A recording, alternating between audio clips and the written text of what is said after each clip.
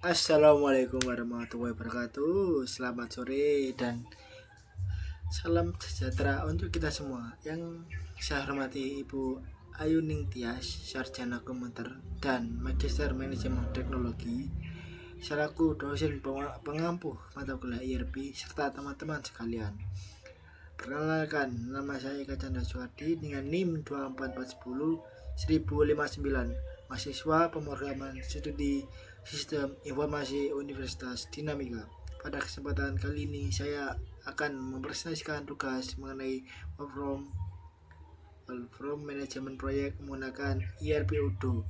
Pada presentasi ini saya akan menjelaskan alur proses pengerjaan proyek mulai dari permintaan klien hingga proyek selesai, serta bagaimana setiap tahapan dapat dikelola dan dibantu menggunakan sistem ERP Odoo. Baik, langsung saja kita masuk ke pembahasan workflow yang telah saya buat.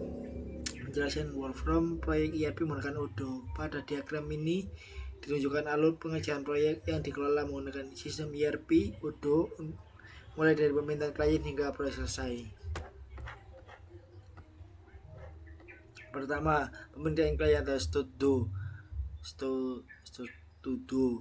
Tahapan pertama adalah menerima permintaan dari klien.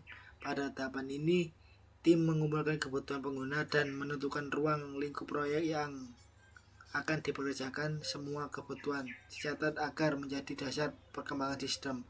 Kedua, analisis kebutuhan. Setelah kebutuhan diperoleh, dilakukan analisis kebutuhan. Tim melakukan diskusi dengan klien, membuat dokumentasi kebutuhan sistem, serta mencatat task yang akan dikerjakan pada Odoo. Hasil tahapan ini adalah spesifikasi sistem yang jelas, desain UI UX. Pada tahapan di desain, tim membuat wireframe dan merancang tampilan website atau aplikasi tujuan agar klien dapat melihat gambaran sistem sebelum proses pengembangan dimulai. Desain yang disetujui dan akan menjadi acuan programmer. Perkembangan atau coding. Tahapan ini merupakan proses pembuatan sistem berdasarkan desain yang telah disetujui. Pengembangan meliputi pembuatan front-end dan back-end. Pada diagram ditunjukkan estimasi pengerjaan selama 10 hari. Seluruh progres coding dipantau oleh Odoo. Testing dan quality assurance. Setelah sistem selesai dikembangkan, dilakukan pengujian atau testing. Tujuannya untuk memastikan semua fitur berjalan dengan baik dan tidak dapat bug. Tidak adanya bug. Hasil pengujian dicatat dalam bentuk bug atau report dan laporan QR.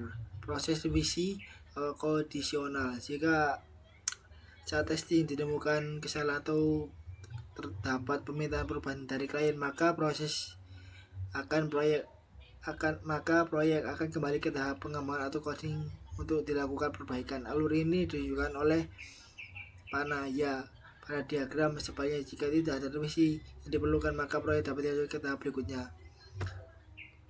Development. Pada tahap development, sistem yang sudah lolos pengujian diunggah ke server atau hosting. Selain itu dilakukan konfigurasi agar sistem dapat digunakan oleh pengguna sesuai kebutuhan.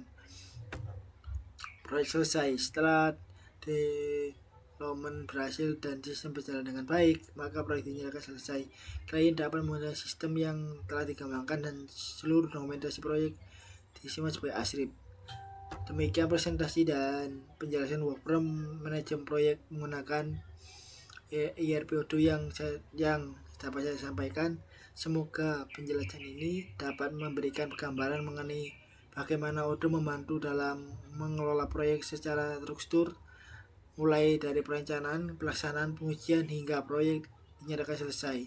Saya mengucapkan terima kasih kepada Ibu Ayu Ningtyas, sarjana MKom dan Magister Manajemen Teknologi atas bimbingan dan arahan selama perkuliahan. Apabila terdapat kekurangan dan penyampaian maupun tugas ini, saya mohon maaf. Terima kasih atas perhatiannya. Wassalamualaikum warahmatullahi wabarakatuh. Sekian, terima kasih. Dadah.